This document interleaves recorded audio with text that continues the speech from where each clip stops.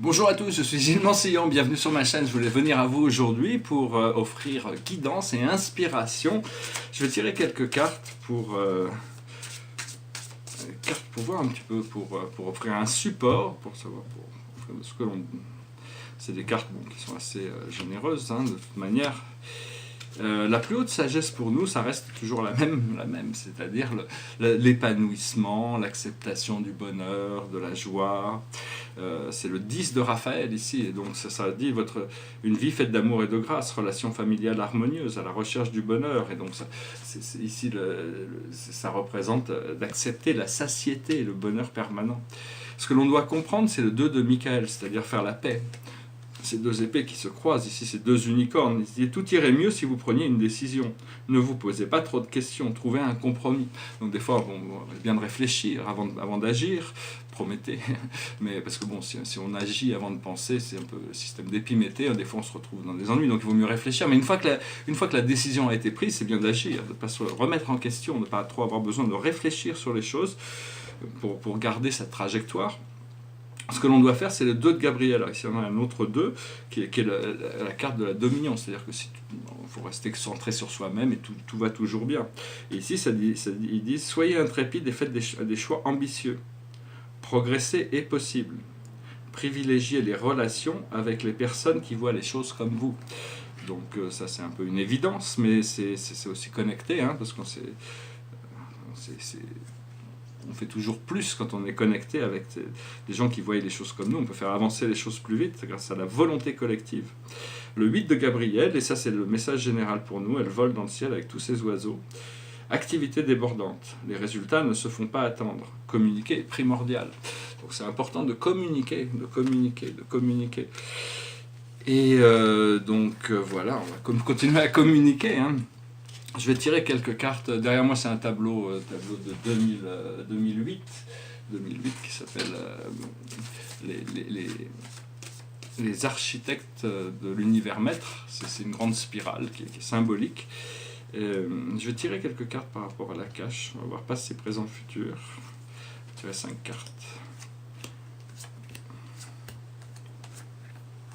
Après, je vais discuter très brièvement. Alors, le passé d'où on vient, c'est la chevalerie. C'est-à-dire on a tout un passé, il y a toute une histoire très noble derrière nous que l'on a oubliée, donc il faut essayer de s'en rappeler, il y a toute cette chevalerie. Là, actuellement, la situation, c'est la ferme, c'est l'habilité d'être autosuffisant, d'être auto-indépendant, de pouvoir se nourrir, de pouvoir nourrir les autres. Et donc on est en train de travailler sur cette indépendance, et là, ce qui arrive dans le futur, c'est d'arriver à résoudre tous ces conflits, toutes ces guerres. L'humanité a dû passer, on a dû tous passer par des guerres, mais il faut mettre fin à toutes les guerres intérieures, surtout une fois qu'on fait la paix à l'intérieur, et il faut laisser le programme, il faut avoir confiance en Dieu, remettez les choses dans les mains de Dieu, mais faites la paix en vous, faites la paix avec Dieu, c'est vraiment la seule chose. Et là, donc ça correspond à la sagesse, la sagesse. La seule chose sur laquelle on travaille, c'est l'époux-l'épouse. On se prépare pour une relation, où on est en train de construire une relation, où on est en train de travailler sur cette possibilité d'alignement ou cette réalisation. Et l'aboutissant, c'est l'alimentation ou la faim, c'est-à-dire le corps des désirs. Il faut savoir qu'on contrôle ce que l'on désire, on contrôle ce que l'on a besoin. Donc c'est une question d'arriver à trouver, parce qu'on pourrait se nourrir de lumière, mais on ne sait pas encore. Donc il faut apprendre à écouter notre corps aussi, savoir qu'est-ce que notre corps il a envie d'évoluer vers une forme plus lumineuse, vers une forme galactique. Donc faut savoir que tous les désirs des sens sont des pièges pour l'âme, des pièges. C'est pour ça que toutes les religions recommandent de jeûner à un moment donné pour nettoyer son corps physique. Je voulais montrer quelques petites sculptures. C'était pour me changer un peu dans cette sculpture. Celle-là, c'est la plus ancienne. C'est une sculpture s'appelle la Muse au repos. C'est une sorte d'arbre. Bon, c'est peut-être pas présenté, je vous présente ça un peu comme ça, mais et donc c'est un hommage à Brancusi, Brancusi, le grand sculpteur Brancusi. Et je pense que je vais faire, ça je vais me servir, ça c'est l'original, mais je vais faire des modèles, je vais le scanner, et puis après je vais le reproduire, peut-être en bronze, en d'autres métaux, on verra. Puis peut-être le faire même grâce aux nouvelles technologies, faire des séries, des éditions limitées, mais enfin je pense que ça serait assez beau en or aussi, ou bien un petit peu plus grand. Une autre sculpture Une autre sculpture, celle-ci, elle s'appelle, c'est des modèles, hein, c'est des prototypes, ça s'appelle objet volant non identifié. C'est un cube avec des ailes. Je trouve assez marrant. Bon, après, comment ça va être présenté, je vois, c'est juste des modèles. Alors celui-là, ici, c'est un peu plus sophistiqué, c'est un petit pêcheur, si vous voyez. C'est un petit pêcheur qui pêche, il a un cœur. Et bon, la tête n'est pas fixée, hein, donc, et sa tête, c'est un petit pêcheur. On peut le voir. Bon, c'est pas très facile, j'aurais peut-être pas dû me lancer dans ces présentations, mais enfin bon, c'est un petit pêcheur qui a une spirale qui lui sort de la tête et qu'il est en train de pêcher. Il a un cœur. Et cette sculpture aussi, c'est assez bizarre parce que j'avais fait ça, c'était juste un fil qui était posé et qui se termine dans le cœur. Et puis je suis arrivé, il y avait cette plume blanche qui était insérée à l'intérieur. C'est pas moi qui l'avais mis volontairement, mais c'est assez. Donc ça rajoute à la pièce. Oups, là que je la remette. Hop, voilà, bon, elle peut. Et la plume blanche est le symbole d'une déesse qui s'appelle Math. Math est une grande déesse, seigneur du temps. Et son symbole, c'est une plume blanche. C'est-à-dire que à la fin de notre incarnation, notre corps doit être aussi, notre conscience doit être aussi légère qu'une petite plume blanche.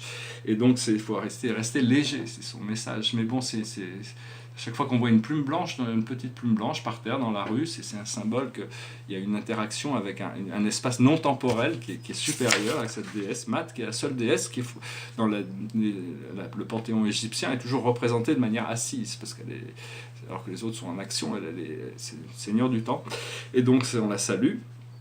Et donc voilà, je voulais juste venir vous saluer aujourd'hui. Je n'allais pas chanter, puis il y a cette chanson qui d'ailleurs, je suis pas sûr d'avoir la fin.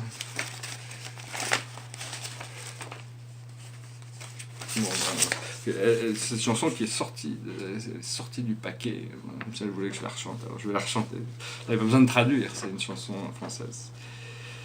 Je me lève, je te bouscule, tu ne te réveilles pas, comme d'habitude. Sur toi, je remonte le drap, j'ai peur que tu aies froid, comme d'habitude. Ma main caresse tes cheveux, presque malgré moi, comme d'habitude. Mais toi, tu me tournes le dos, comme d'habitude. Alors, je m'habille très vite, je sors de la chambre, comme d'habitude. Tout seul, je bois mon café, je suis en retard, comme d'habitude. Sans bruit, je quitte la maison, tout est gris dehors, comme d'habitude. J'ai froid, je relève mon col, comme d'habitude. Comme d'habitude, toute la journée, je vais jouer à faire semblant. Comme d'habitude, je vais sourire. Comme d'habitude, je vais même rire. Comme d'habitude, enfin je vais vivre. Comme d'habitude. Et puis, le jour s'en ira, moi je reviendrai, comme d'habitude. Toi, tu seras sorti, pas encore entré, comme d'habitude. Tout seul, j'irai me coucher, dans ce grand lit froid, comme d'habitude. Mes larmes, je les cacherai, comme d'habitude, comme d'habitude, même la nuit, je vais jouer à faire semblant, comme d'habitude, tu rentreras, comme d'habitude, je t'attendrai, comme d'habitude, tu me souriras, comme d'habitude,